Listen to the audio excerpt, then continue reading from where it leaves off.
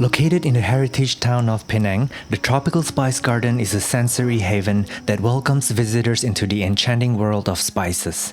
The Tropical Spice Garden not only serves as an educational hub showcasing the botanical wonders of spices, but also strives to foster communities centered around wellness and learning. The garden frequently hosts a variety of events and collaborations, ranging from music, dance, and poetry to engaging activities for children, camping, guided walks, gastronomical adventures, hands-on workshops, and more. In a world dominated by digitization, urbanization, and fast-paced living, the garden invites all to slow down, reconnect with nature, and to discover the healing powers within. Join us on this memorable day as the garden celebrates its 20th year milestone.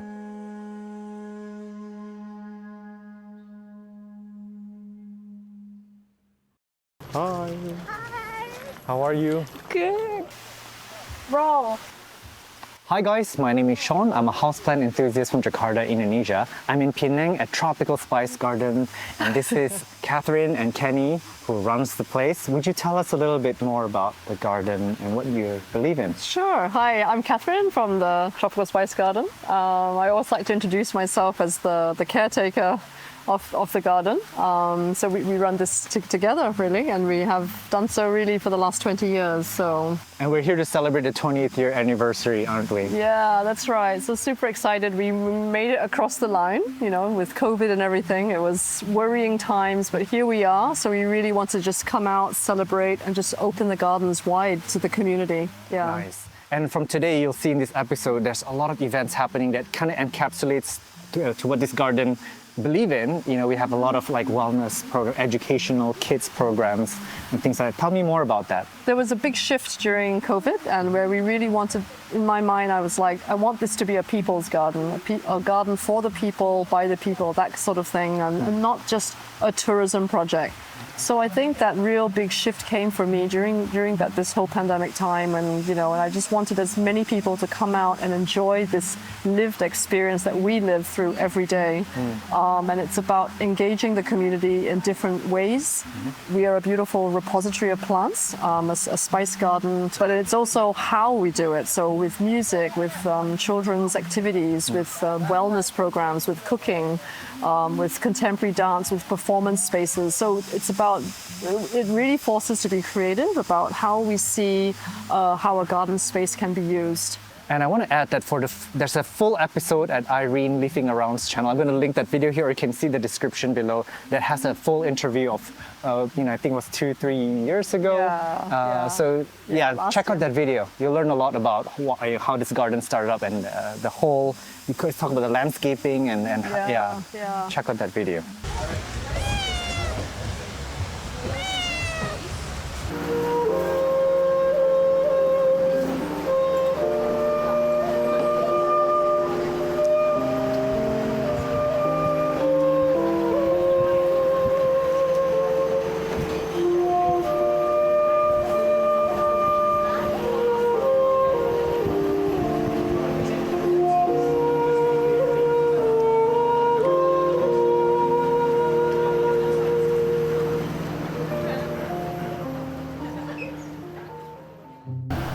Irene, you see those monkeys over there? Yeah. They're waiting for a back rub. I think they're my distant cousins. Scared. Now they run away. Hello. Hi. We come in peace. Like this cool hairdo. Yeah, it's like somebody shaved around their eyes. Yes. So cute. Ooh. Whoa, whoa. Oh, now we can see your butt. Hello. We come in peace. We've got no bananas, but we come in peace. Okay, there's more of them coming. Maybe we should very daring. Maybe we should get out of here soon before we get swarmed by them. Ah, it's coming. Okay, we gotta go. All right. Yeah, they really got friendly very quickly. Yeah.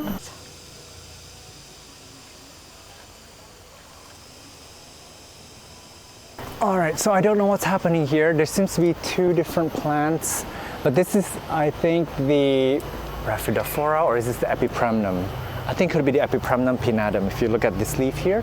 But it's hanging on to something here, and there's something coming up from above. And it's fruiting. This is the fruit.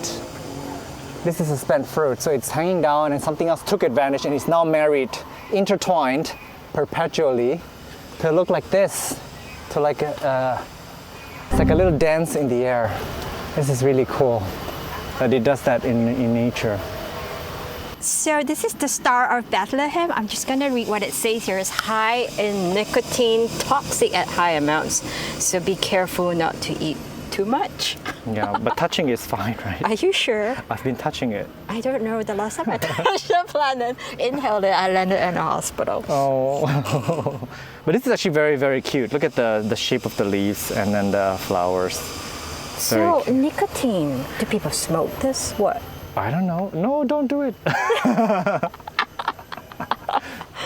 Yeah, but it's interesting. Okay. Come here, you guys. You'll learn a lot. I mean, all these things have signs on them, so you can learn about the little tidbits about these plants. It says it's edible and it's got medicinal properties, and it preserves youthfulness. Don't eat it, Irene. Oh! So, by the way, thank you, Irene, for filming this. This is such a treat for all of us. And I want to show you down here. I mean, this is not the best shape possible, but there are some Campharias here, and a lot of you guys ask me about these. I'll show a B-roll of nicer looking Campharias around the garden, but they make such wonderful ground cover. They spread really fast. So I guess all these plants, including this Apischia here, also spreads really fast. They also make great ground cover and provide this beautiful pop of color with the flowers. And one more is this Pteris. It's actually a variegated fern. I think Ensiformis, if I'm not wrong, this will grow like a weed for you. So if you have a garden and you want like you have a shaded area, you want things that can spread out very fast, this is one that I think is really, really fantastic. And with these guys, you can just take some from the ground. As long as it has roots, you just plant it, put some potting mix, it will do well indoors as well. So it will make some temporary indoor decoration for these. And same with the Apischia as well. They're very, very hardy plants. This Pilea is also a beautiful ground cover. It's very easy, it's very weedy, and it provides such a nice pop of silver. Very nice understory plant.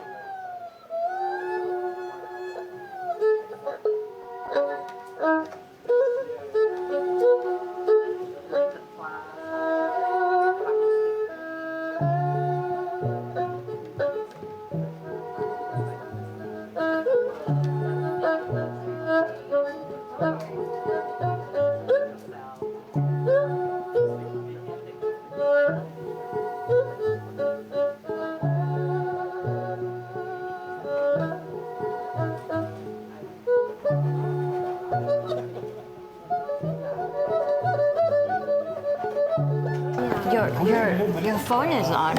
Yeah, it's on. We want to say something, we can. Trying to make liquala cordata. What are you making? I'm making actually a soap stand for my soap. Oh, that looks good. I don't know. Attempting to make liquala cordata. So I'm attempting to make a kokodama Wow! thing. What the hell is that? I'm hungry now. So this is what I came up with. I'm asking it to be glazed blue color, like a shiny blue. And then there probably will be a kokodama inside. You can hang it. And this is Irene. It's an organic cup. Cute. So you can wear it as a hat too. What? Upside down. So with my other one, with this show, I decided something that really runs off, the excess water can run off, and it looks a bit like a wood, a piece of wood.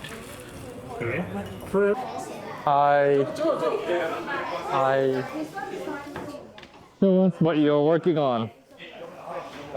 Surface cup. Oh, that's nice. Oh, cat? Oh, for cat. Like meow cat. Oh, your name's Cat. Jason Big Butt. That's a cute little handle too. That's cute. Oh my gosh! Wow. Okay. Is it going to be for a drink thing, water thing, or feeding plate? Feeding plate. Oh, cute. Very lucky dogs.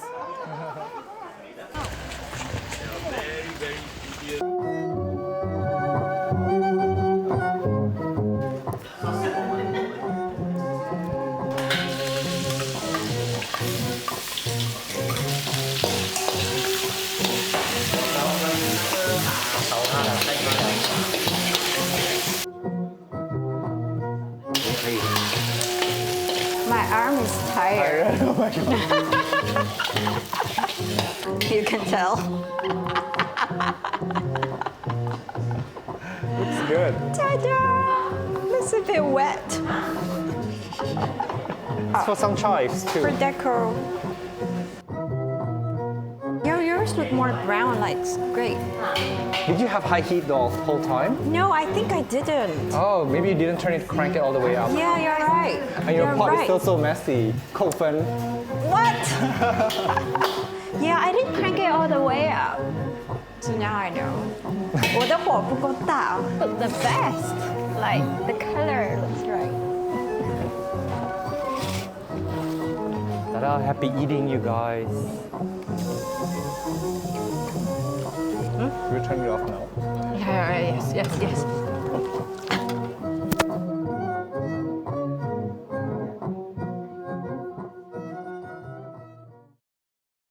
Okay, this is Livistona endowensis. Okay. Yeah, it was discovered in the Endau-Ropin area, southern peninsula. Okay. Yeah, So it's native to Malaysia. it's native to Endau-Ropin, and it's understory palm. It just looks gorgeous. And of course, another prized possession is Maroyeya dariani. Is it the one in the far back? The shuttlecock palm. Yeah, the two of them. Okay. Shuttlecock because it looks like the badminton shuttlecock. That's right. They're local to Madagascar, and they grow around the swampy area. And I want to highlight that for a full palm tour, we have Miss Irene hiding our secret garden fairy in the back. Check out her episode. They did talk a lot about the palms, which we will only skim through briefly here, but in the full episode. So.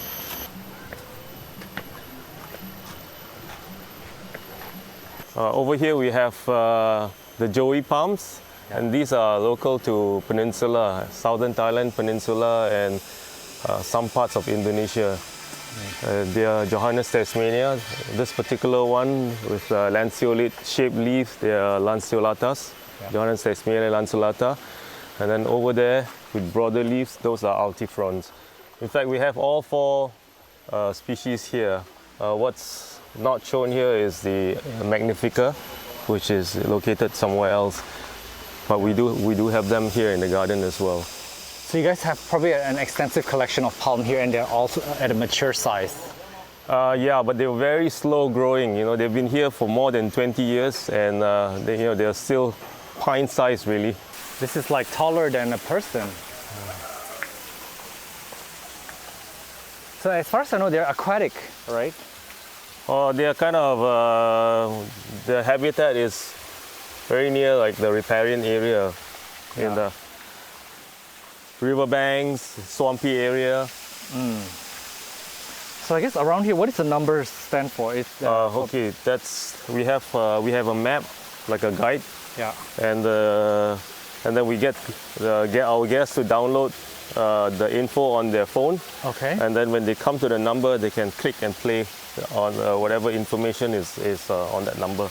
So we're standing underneath the nutmeg tree right now. Nutmegs, originally they're from the Banda Islands, together with clove. Yeah. And the British brought them over to Penang, and they started growing them here. What's so special about Penang nutmeg is they are grown in a very small scale amongst the farmers in Balik Pulau, and they're grown on the hill slope. So the quality of the nutmeg, the fruit and the seeds are just at a par above anything else that comes from different places. And for those of you who don't know, there's a violent past around nutmegs. People fought over it. Wars, There's a lot of blood. because nutmeg at that point of time, they were worth their weight in gold. Yeah. So very valuable. But then I think now you can produce it anywhere, right? I guess people do. Nutmeg, I think now the main countries that export nutmeg are Indonesia and some parts in India. Yeah, I would assume so. Okay, this is Sacha inchi. They are native to Peru, I believe, and they were used by the Incans as a nutritional source. So this is a good source of omega-3, omega-6 and omega-9. You mean those that you found in fish fat? That's right, yeah, that's right. Wow. In the fruits, in the leaves, or? In the seeds. So the seeds are cold pressed. Yeah. And their oil contains the essential fatty acids. Okay. Yeah. So the fruits are edible or not?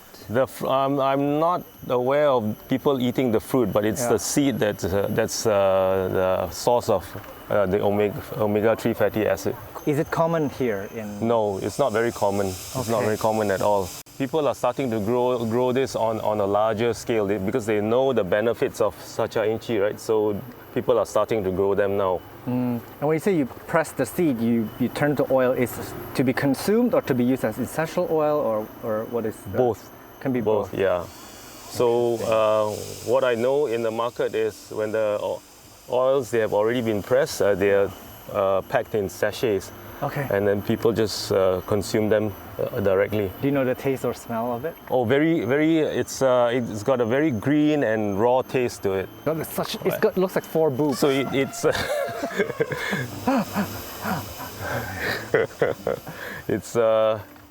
it's more palatable because it hasn't got that fishy taste that the fish oil has. Yeah. Wow, this has very strong implications then for health and wellness. Yes. Awesome. Thank you. Okay. But I've heard that so many times, and I know that it's not Christmas if the snow don't fall, and I'm still standing here 3 feet small. Lose our troubles because after all, it's Christmas time. It's Christmas time. Cold icing on the walkway, slip into the games we play, and we're falling apart. The great big house made out of gingerbread crumbles to the ground and falling apart. And you said that things will be alright. But I've heard that so many times, and I know that it's not Christmas if the snow don't fall, and I'm still standing here 3 feet small. Lose our our troubles because after all, it's Christmas time.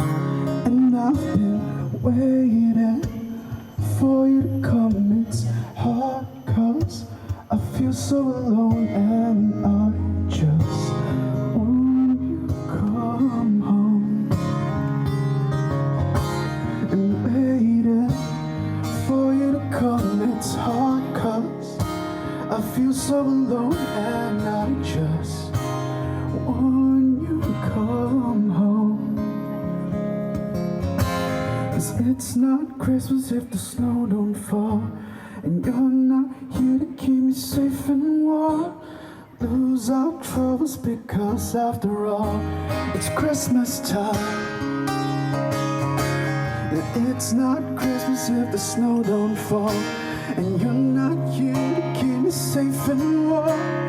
Lose our troubles because after all, it's Christmas time. It's Christmas time. It's Christmas time again. All your friends are smiling. And it's Christmas time.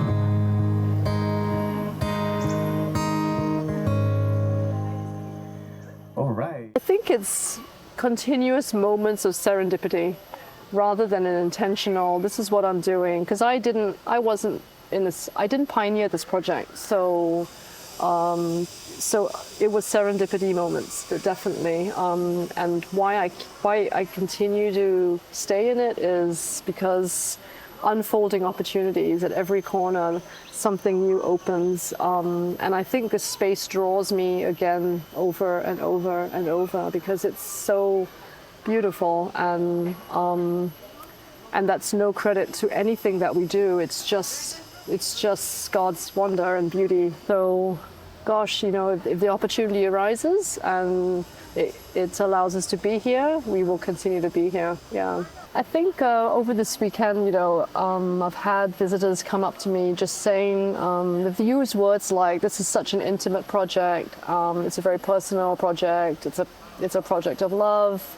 And they've picked up that feeling through the staff, through the volunteers, just through everyone that's been here. There's just been such a positive vibe, and it's coming through in these very gentle, meaningful and intimate ways, and that really makes me happy because that's exactly who we are. We're not a big team, we're very small, everything is very tactile, very personal, and the fact that they can see that it's very much led by people, it's people with heart. I'm so pleased. I couldn't ask for more. Yeah, really good. Spices evoke that. You can go down culinary, you can go down aromatherapy and smell, touch, just engaging with Mother Earth. And there's so many, nature just comes at you at so many different angles. And of course, nowadays we talk about the sixth sense, the inner, the spiritual, sensing as well. And I mean, I think the experience of being in the gardens really, it engages all your senses, and just simply being in the gardens, just being restful, breathing deep. So that's why we encourage people to sit in the gardens, and we've got stone benches, wooden benches scattered throughout. It's just allowing people to just breathe deep, be in silent, that whole forest bathing concept as well. So there's all that sensory engagement, so important in the work we do.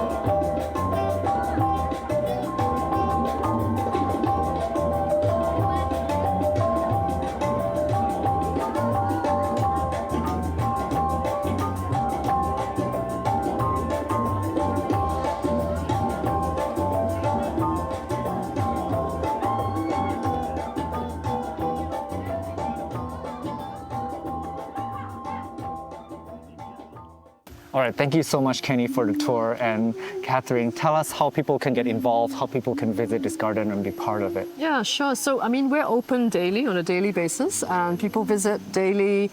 We're only running guided tours on the weekends, but if they come on a weekday, they can sign in and download our app. We have an audio guide app in 7 different languages, so that it interprets the plants in the gardens for them through that way. We have cooking classes that run daily, and we do activities like children's workshops, nature education, team building. We even have a venue for weddings, so that's quite exciting as well. And very small boutique weddings, so they're really fun. But of course, for a more deeper engagement with us, we open up our Spice Fam program, and it's basically becoming a member of the garden. So for as low as 25 ringgit, you can enjoy this space every day for free if you want. So that's how we. Again, it's our way of saying, come and be a part of us, be a part of this garden. And Tuesday and Fridays, we have volunteer mornings. We have the community gardens, we grow edibles, and it's all kind of more permaculture driven, and we have a lot of fun. So those are some of the ways that you can be involved at the gardens. Nice. And I want to add that if you have kids, or if you're just visiting Penang for like a week or whatever, bring them here. They will learn so much about being in touch with nature, some new skills, and those are very, very valuable. Today, our kids are just not spending enough time in the wild getting their hands dirty, touching things, and asking questions. So this is the right place for it. I really urge you guys to come visit for that. Brilliant. Both adult and kids. Yeah. All right. I Awesome. guess Thanks. we'll bid you farewell for now. Okay, Thank you. thanks. Thank you, Patreon members, for supporting the channel. Should you consider joining as a member, the Patreon link is Sean from Only Plants. It can also be found in this video description. I've started producing bonus contents for members. These include plant hauls, plant shopping, and mini bite-sized adventures. The same bonus contents will also be unlocked for you if you join to become a YouTube member of the channel. There is a monthly membership fee as small as a cup of coffee a month. Simply go to Only Plants channel page and click join. Your contributions help me grow the channel, do better content, and have a better quality of life. For that, I thank you from the bottom of my heart.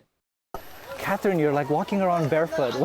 Oh, yeah. Did that come naturally to you? Yeah, I'm earthing.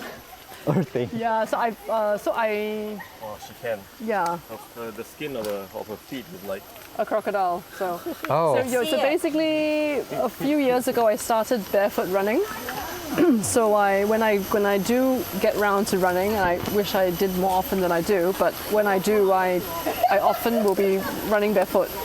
So I read this book about how it's so much better for your whole body anatomy, and shoes are actually very bad. And that's why, I mean, if you look at, there's this running tribe in, I think, central kind of Mexico, Central America, and they're a tribe who run long distances, like almost like ultra marathon distances, and that's just part of their culture.